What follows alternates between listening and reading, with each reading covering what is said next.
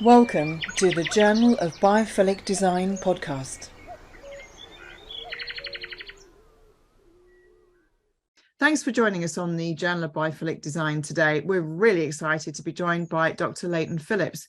He's Director of Research and Innovation at University Partnerships for the NHS Wales. He's also Honorary Professor at Aberystwyth University, and he's Director on the Hywel University Health Board. I hope I've pronounced that right. Have I, Leighton? Hywel, yeah, that's close enough. Thanks. Hywel. Okay. It's a lovely language when you get it right. Well, thanks for joining us today. For the listeners, do know that Dr. Phillips has written a fantastic and really inspiring article for our healthcare. It's our third edition of the Journal of Biophilic Design, which is an ebook version and also a printed copy, which you can get from our website, journalofbiophilicdesign.com, or on Amazon as well. So, Leighton, maybe you could sort of kick off by telling us about yourself, please, and what your journey has been into the NHS and what you're doing now, please. Yeah, of course, Ness. So I'm Director of Research, Innovation and University Partnership within the Health Board currently. And I have to confess at the outset of this discussion that I'm by no means an expert in biophilic design. However, as an individual, I've got quite an inquiring mind, which I guess the job requires of me. That my role currently is all about conducting clinical trials within the NHS, testing new technological innovations and questioning what we want the future to be like through that work, and sometimes working closely with university partners. So that's the core of what I do professionally. But I guess personally is important here as well, in that fundamentally I believe nature, the natural environment, profoundly influences our health and well-being. I've always thought it personally. I felt it personally in terms of when I've had a stressful situation, that spending time walking in a natural environment is very important to me, which kind of, I don't want to jump ahead to other sections of the discussion I'm sure I'll have today, but it's a coupling of those two things, really. That's really interesting. And your journey, because you're quite an outdoors chap, aren't you, as well? Yeah, absolutely. So I enjoy surfing, walking, cycling, everything outdoors. And as a family, we're much the same. I mean, personal journey, I haven't always worked within the NHS. I've worked within other sectors. I've spent time within academia, which is probably nourishing the inquiring minds. I've spent time working in governmental roles as well as in the housing sector. So my understanding, I guess, of the importance of built environments to how we feel, and the wider determinants of health are really important. You kind of, as you do, you carry your previous professional career into your next position. I've seen my career, the journey that I've taken, as a kind of evolution, as opposed to just magically arriving in this director position. It's a consequence of earlier positions and interests, of course. So, and I think that's what's, that's what's really captivated me in terms of biophilic design, in that it's kind of blurred the boundary, I guess, in relation to my own life outside of work and also my professional life. And I've seen an opportunity to do what both interests me personally, but also to use my profession and my role within the NHS, a blurring of the boundary between those two things, hopefully for the good of and the organisation that I currently work in. You are really making a difference. I've spoken to other your staff members, and they're really inspired by what you're doing and what you're sort of filtering down across the teams.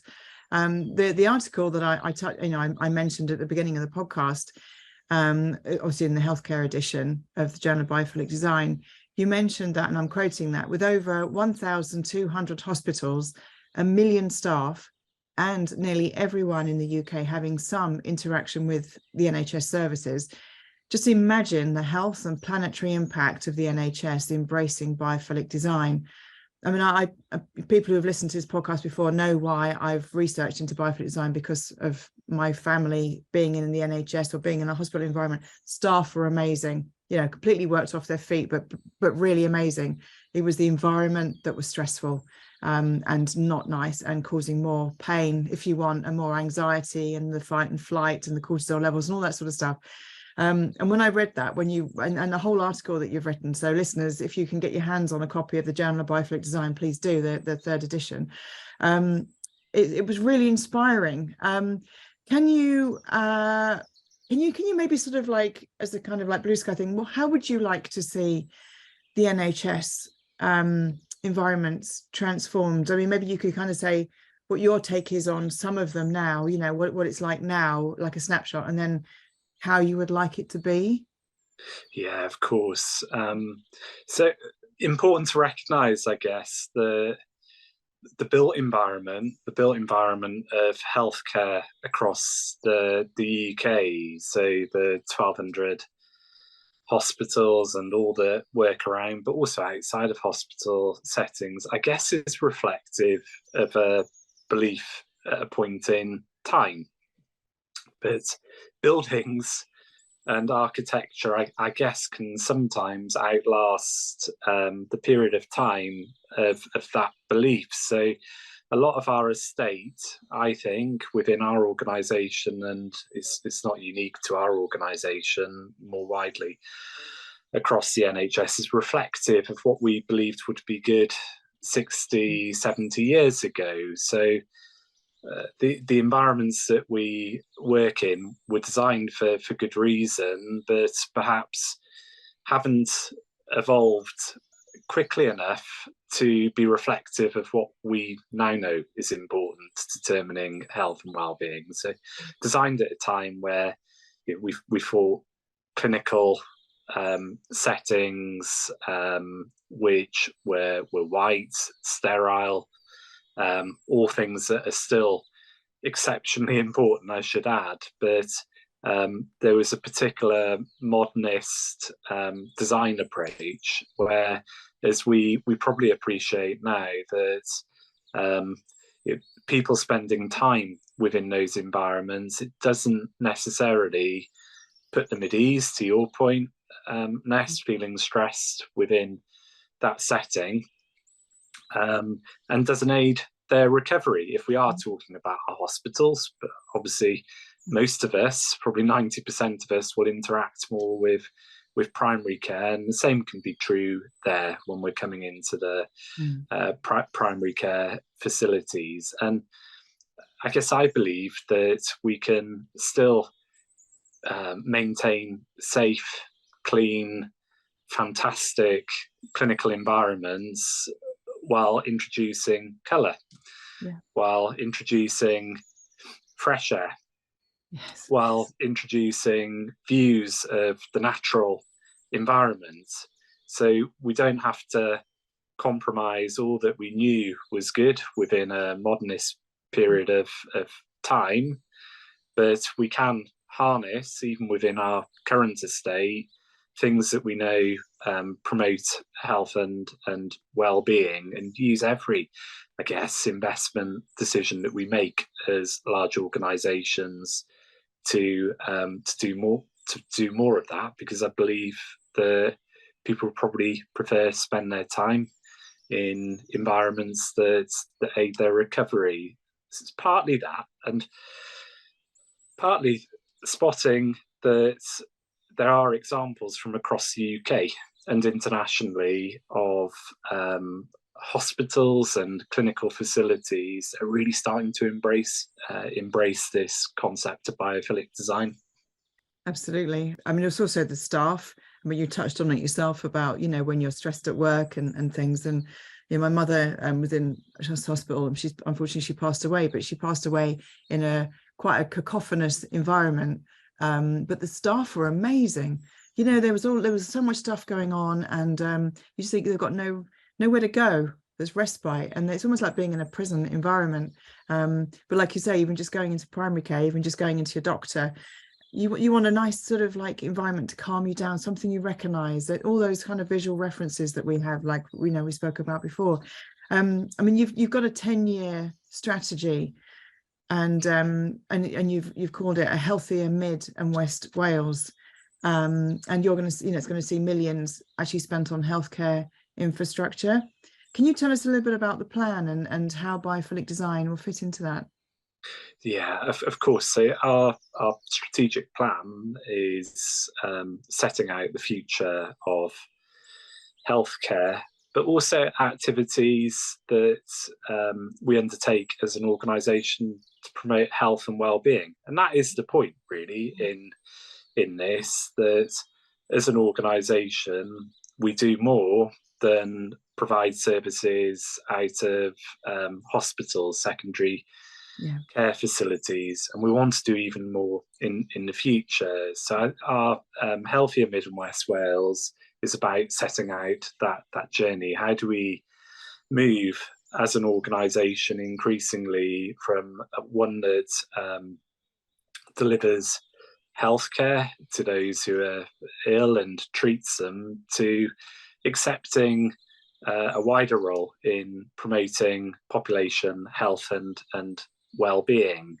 if you start to look at your role through that lens, then the home for the biophilic approach and biophilic design as part of that becomes more obvious, because the kind of things that keep people healthy and well, and avoiding the need to be treated, are often the kind of things that biophilic approach describes. So giving people access to fresh air, or views of the natural environment, ability to walk within green spaces to recharge. You make the important point, or you made the important point within the previous question, that, you know, our staff as well. How do we look after our staff and ensure that they have access to their own decompression time, whether that's around a particular health care premise or more generally. And West Wales, it's a beautiful area for those who haven't spent time in West Wales.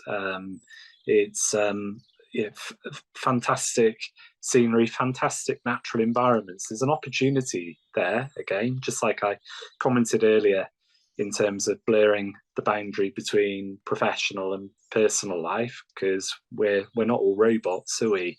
No. I don't come into work just to be a robot.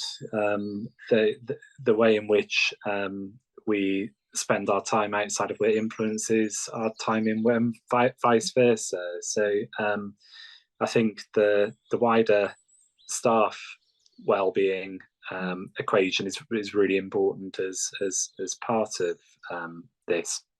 Yeah, we've spoken offline before about Maggie's cancer care centres, and listeners who might not be aware of those, I recommend you go and search or listen to the podcast I did with Dame Laura Lee. It's been about 2 years ago now, but that's kind of like almost like a subliminal example of how it could be done with like lots of glass views. Obviously they've got lots of funding, they've got a different stream of funding than the NHS have. So in a way we have to be sort of clever with our spending and how we design new and how we refurbish, presumably.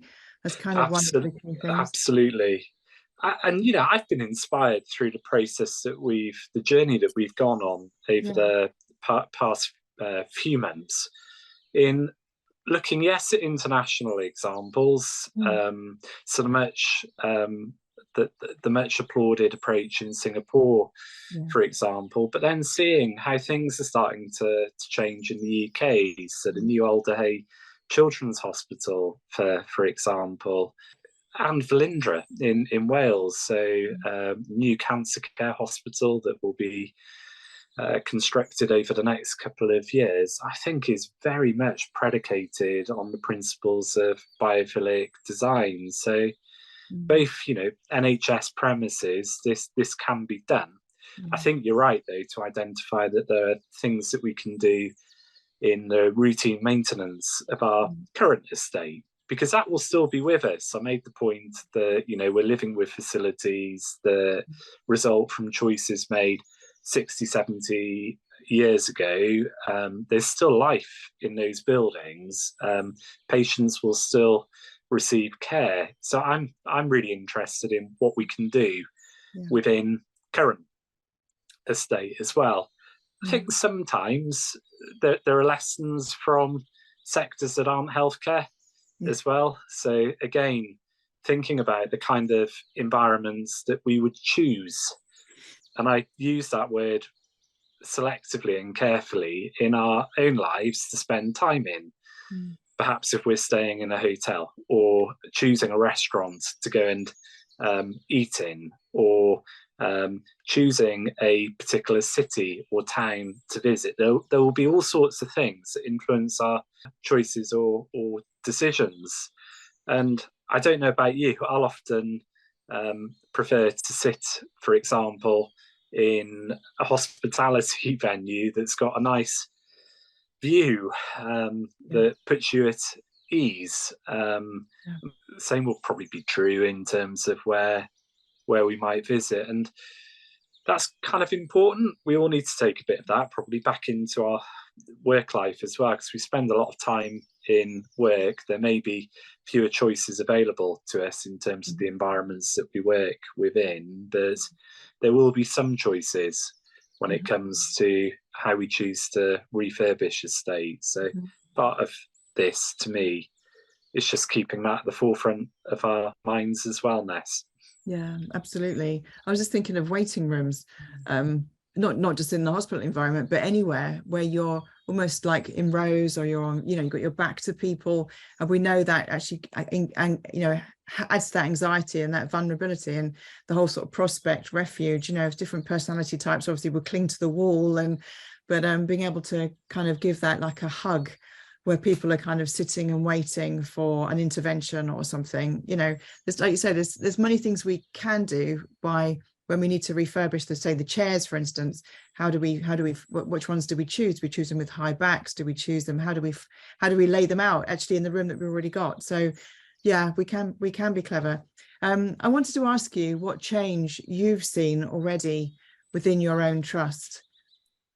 I've seen this really be embraced, I think, would be the strap line from the board right through to the ward, which is the saying we'll often use. But there's a high level of ownership at a kind of chief executive, chair of the organisation level. But more importantly, I think throughout the structure and tiers of the organisation as well. So you've got to have that high level kind of authorization to do something different. But our chair and chief exec would also say this will only happen if people throughout the organisation really believe in it and feel passionate. And I'm really heartened to see that being the case. So some people, I think, have seen biophilic design and the journey that we've been going on as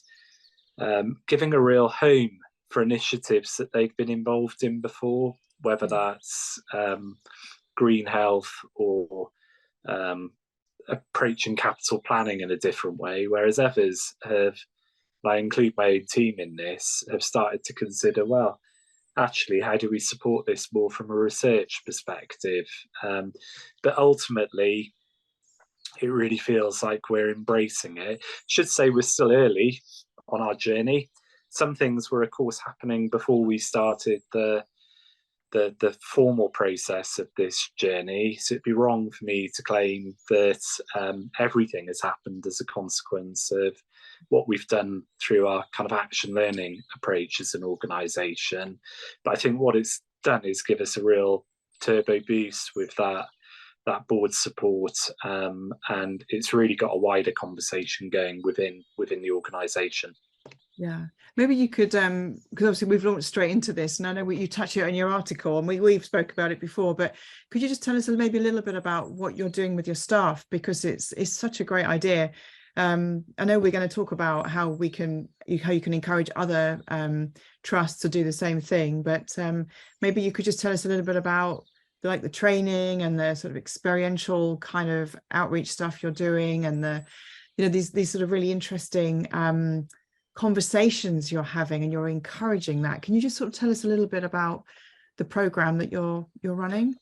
Yeah, for sure. And I hope our video does improve on this, because probably the thing that I feel most passionate about, as well as the overall concept and application of biophilic design, that I believe fundamentally that change happens within organisations, including health organisations, because people really want it to happen. They understand the evidence. They understand that doing things differently is good. But that kind of passion, drive, ambition, commitment is what makes things happen. And within large organisations, of course, healthcare, the NHS, a large organisation, to have a real shift, you need hundreds of people, I think, believing in this, and taking it into their own kind of personal day-to-day responsibility. This is not an assumption because we've got a corporate program around something that all of a sudden magically things will happen. So with that in mind, I engaged with local academic, Professor Jeff Profit in Swansea University. Jeff's really interesting, ecologist by background, and through a couple of discussions with him, we landed on probably we needed to adopt more of a action learning, application of knowledge approach to this, where we bring professionals from across the organisation together. So yes, our capital planners, infrastructure, hospital healthcare, building specialists, but also people from our clinical frontline, doctors, nurses, medics. We bring them together with experts from outside of healthcare, so ecologists, architects, engineers, building engineers, people who deal with passive buildings, energy generation, net zero, all of that. We take them through a structured process over 4 months where they gain insight, an opportunity to step out of what is a really busy environment. Healthcare is exceptionally busy, but we afford them some time to open their minds to biophilic design, to understand what other sectors, professions think, but critically then to take that back into their day jobs and to think about what might a different future for our built environment look like. So that's what we've done. We did it over 4 sessions between September and January, and now we're much more into the implementation, where we showed them things, we took them out of the day-to-day environments that they would work within, and we focused it on the theory of biophilic design, and then we moved into ecology. We did a session on building design and architecture. We did a session that the chief exec led with us in December and early into the new year, where we did kind of sense making around it. That was a particularly good one because we invited, for example, the Velindre Cancer Hospital, the key individual that's been leading that development, so that people could get a sense of how this could change. And in West Wales, we've got a similar plan for a new hospital. 8 years' time, we want that to be a biophilic hospital. But we know, based on the experience of others, that ensuring that's a success will mean that we do things between now and then within our current estate to give people the confidence. That's the journey we've been on. I think leaving it with an ecologist has been really interesting as well for me. Partly because Jeff will describe, and I hope he doesn't mind me doing this in a public forum, but he'll describe the joy he has in digging holes and filling them with water and seeing what grows. And he's been involved in many wetland developments, so less structured, and that's been good, I think, for us to think in those kind of less structured, organic ways. Challenging also, because often we'll want to structure and think in quite linear terms, but really important, I think. Yeah, when you think about less structure, nature's like less structure, and we are nature, so really it should, we're so used to having everything, we need everything like this laid out and stuff. And there's that classic thing, I can't remember who it was it's attributed to, but if you want something you've never had, you have to do something you've never done, and you also have to do it in a way you've never done it before. So what you're doing, I think, is incredibly refreshing. It's so exciting, and I just wish we could push the fast forward button so you could do it everywhere in the NHS to really encourage it. I mean, what are your hopes for this programme, sort of, and also ultimately a larger scale on the NHS? And this is partly kind of what drives me. I love seeing impact. So my immediate hope is within our organisation we can evidence change. And that's not going to be just about me. In fact, I'm probably the least important person in this equation. I'm the convener. The experts were the people that we brought together. They'll make the change happen within the organisation, and I'm already starting encouragingly to see evidence of just that. So the capital planning process that we're going through around the new hospital, I know discussions have been had with the people who are supporting the business planning, the architectural team, about how we start to think differently, embrace biophilic design in that process. We've got fantastic green groups within the organisation that are really picking this up and starting to run with it.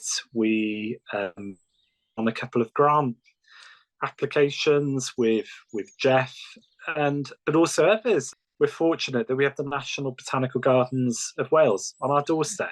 Fantastic. I mean, how lucky are we to have that? So we're directly working with them around biodiversity, creating environments for our staff and patients to spend time in. And I believe that being able to evidence change sustains the enthusiasm and motivates people. So I think if our approach had got lost in too much theory and not shown some rapid areas where we could start affecting change, that people would lose belief in it, and that can happen quite rapidly. So my hope, or hopes, are that as an organisation that, I deserve the slot that you've given me today, that maybe I can come back in 12 months and say, based on what we've started, we can demonstrate within these areas that these kind of impacts have happened. And as a consequence of that, it really becomes rooted within the organisation, that we don't move on to the next thing, the next way of describing how we acknowledge the importance of the natural world, and you're absolutely right, within which we all live and play a part in. We don't find another way of describing it, which can sometimes be the tendency when you're not making the rapid kind of impact and change that you want to happen. So that's my hope ultimately, and then others will do it via action. So others aren't just listening and thinking, who is this guy? And I did confess at the front of this that I'm not a biophilic, I'm not. But I am surrounded by experts who have really engaged with the concept. And I think as an organisation, to really gain credibility and to ensure that others perhaps would follow, we need to be able to show people that impact now. That's fantastic. And yes, definitely, you can come back whenever you like, 12 months, whenever. And maybe we could do like a TV production alongside, so we can video it and do some, actually show some visuals there as well. So maybe that's something to aim for. So it'd be like a filmed video podcast. So listeners, bookmark this time, 12 months time.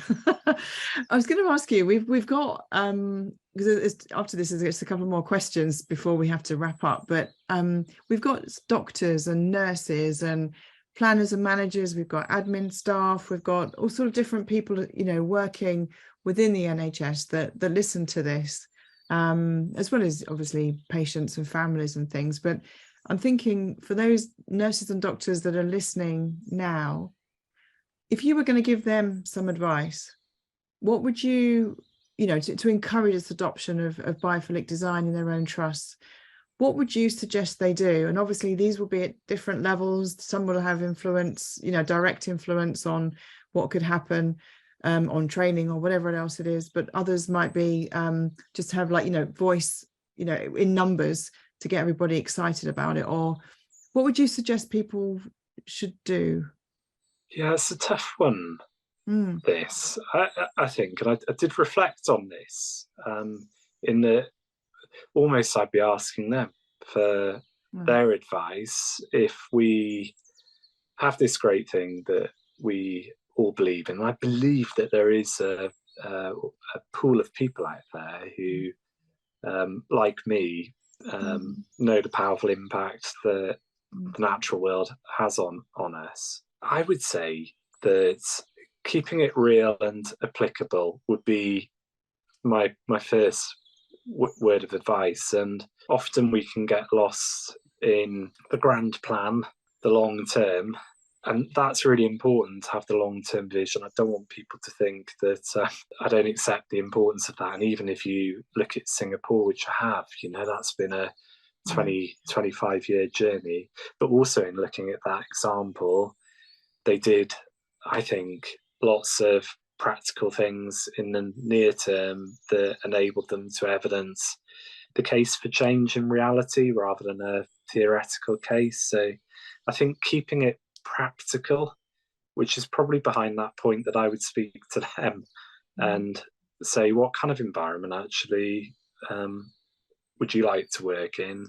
What are the restrictions? Because I know that there'll be limitations to the kind of, if we take hospitals, the kind of vegetation, for example, that you can introduce. There are reasons for sterile, clean environment, really good reasons. So, and they'll have the answers to working through some of those practical implementation challenges. So keeping it practical and this sense of chipping away and people being able to feel the benefit. I think thinking about every investment or decision that is made as an opportunity. So undoubtedly, we work in systems that are under a lot of pressure and people are busy doing the day job. So creating space to think about how the environment that we work in could change in the future is really difficult. So for me, it's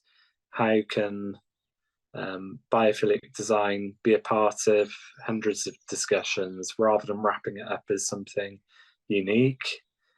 Although I think it is pretty special and something that needs to be protected as a concept.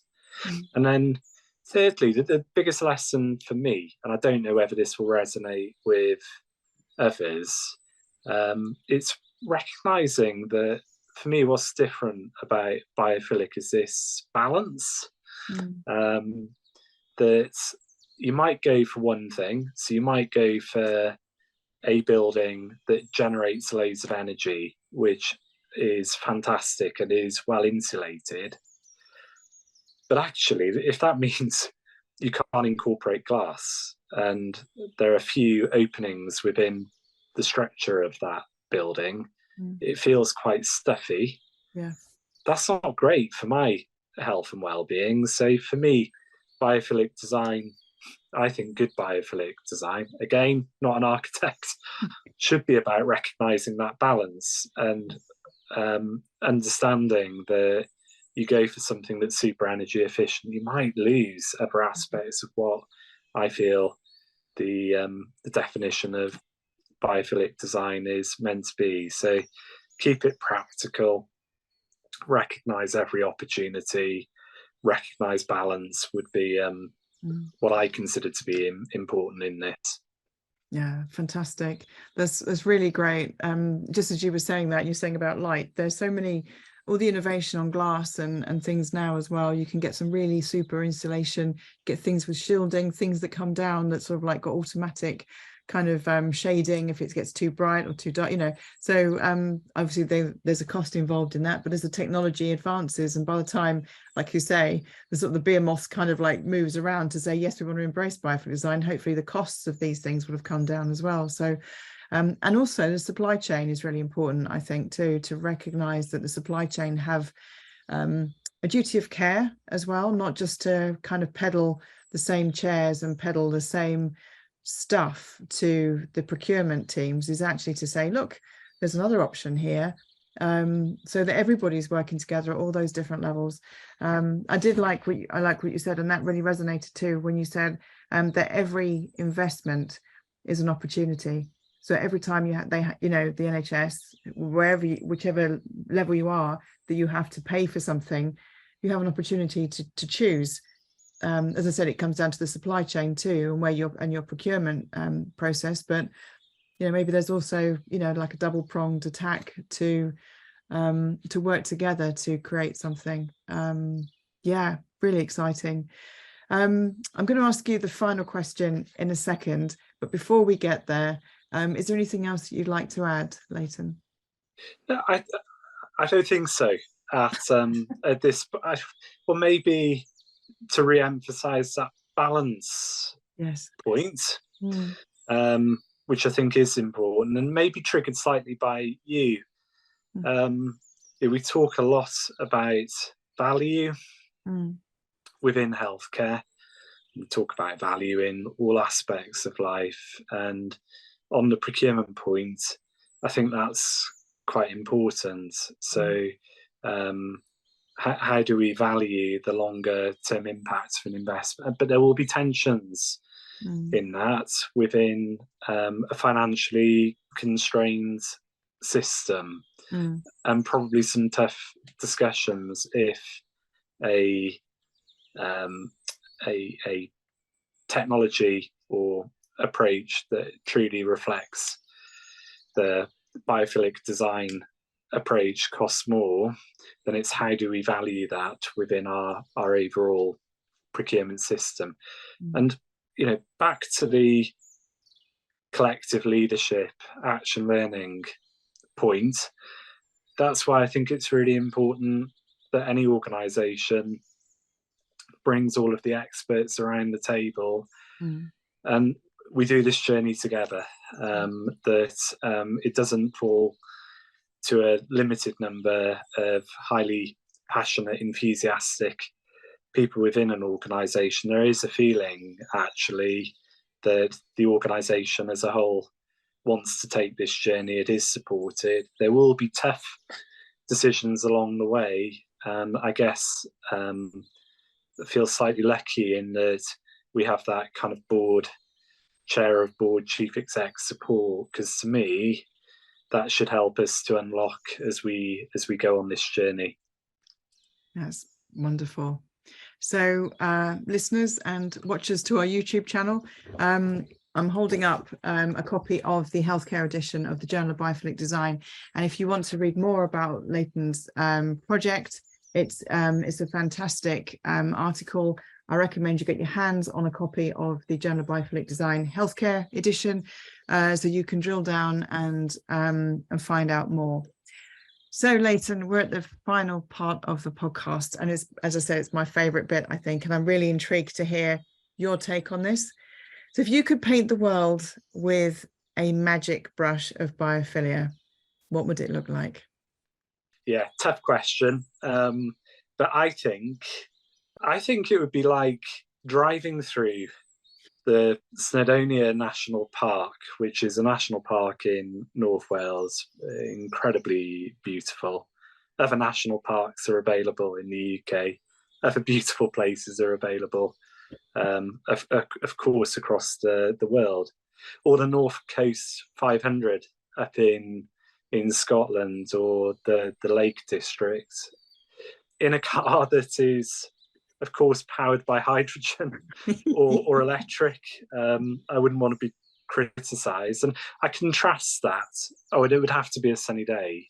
Yeah. And don't worry, I will unpack this. You're probably wondering where's he going with this, but I contrast it with driving around the M25 on a rainy day in a diesel vehicle stuck in gridlock traffic. So M25 was designed to be very functionally efficient, of course, whereas the roads, whether North Coast 500 or the road, I can't name it, through the Lake District, but I've driven it, or Snowdonia National Park, they weren't designed to be necessarily functionally efficient, or they were in a period of time where, you know, the modernist motorway approach was less apparent. So for Snowdonia, it curves, it twists, it undulates. It's quite a slow road to travel. It's got lots of undulations, lots of greenery, natural air. Often you need more time to travel it. More time gives you pause for reflection. And I think, to me, probably we need to, bottling it, thinking about it, applying it more widely in other aspects of our life, that I'd rather spend time, even though perhaps it's less efficient to travel on that Snowdonia road than the M25, although when the M25's gridlocked, it's not efficient. But at least in the inefficiency, I can be surrounded by beauty, and I'll have the time and light and fresh air. So for me, having a healthcare environment that enables those moments and pause for reflection as you're walking down a corridor rather than driving down a road, between seeing a clinician and going for an image, for example, these are important moments. With your family, they're high stress moments. Even if you're visiting someone who's been in a nasty accident. So can we think more about exposure to nature? Because I think even for our staff, of course, working within those busy environments too, those moments, those pauses, the time for reflection is really important. So that would be my paintbrush, and that would be my image, Ness. I would draw an image of, I don't know, I'm not a very good painter, but I'd draw an image of, or paint an image of Snowdonia National Park, or the North Coast 500 up there in Scotland. Thank you for listening to the Journal of Biophilic Design podcast.